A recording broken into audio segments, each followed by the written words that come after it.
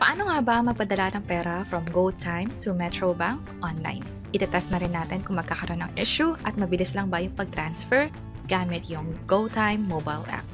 By the way, kung first time mo sa channel na ito and gusto mo pa ng mga online tutorial videos katulad nito, please click the subscribe button.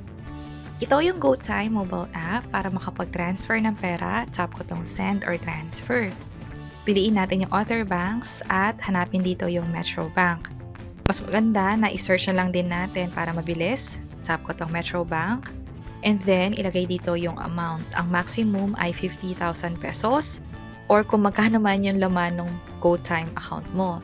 Sa akin, ang inilipat ko lang ay 10 pesos. Check natin kung magkakaroon ba ng issue na for as low as 10 pesos, makakapag-transfer ba tayo successfully. Tap ko tong next. Ilagay dito ang account number, name, at note. Since itetest natin kung magkakaroon ba ng issue sa pag-transfer, ito yung actual na Metrobank account. Nasa 3539 yung balanse. Ito yung account number. Copy ko lang yan. At kumpletuhin ko lang lahat na information dito. Yung note, optional lang. So, hindi ko nalalagyan ng info yan. Tap ko na tong next. Mamili dito ng dahilan kung bakit magka-transfer.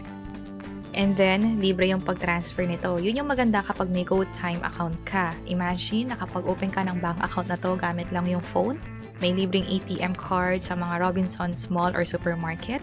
At pwede pa ako makakuha ng points sa kada transaction ko. Yun yung Go Rewards points. May mga features dito katulad ng fund transfer na libre. So, reviewin ko lang lahat ng information. Sa akin, okay na. Tap ko tong transfer.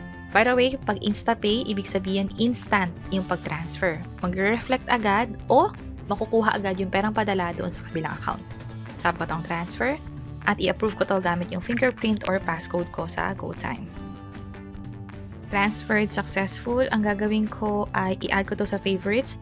Also, pwede nyo nga rin pala itong i-share kung sakaling sa ibang tao nyo to ipapadala. Para nga naman may proof kayo at masabi nyo na rin sa kanya na ito na yung katunayan na nagpadala na ako ng pera gamit yung GoTyme. Sa akin, hindi ko na isa-send. Instead, i-add ko sa favorites para nga naman next time, masasave na siya dito sa GoTyme ko. Pakita ko lang very quick. Halimbawa, magka-transfer ulit ako. Ito na siya, na-save na siya sa favorites ko. Tap ko lang yan.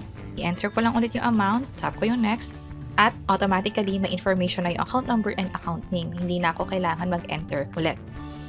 Ito yung sa Metrobank. Refresh ko lang to. At dapat 35499 transaction. So, real time, mabilis, hindi nagkaroon ng issue sa pag-transfer online.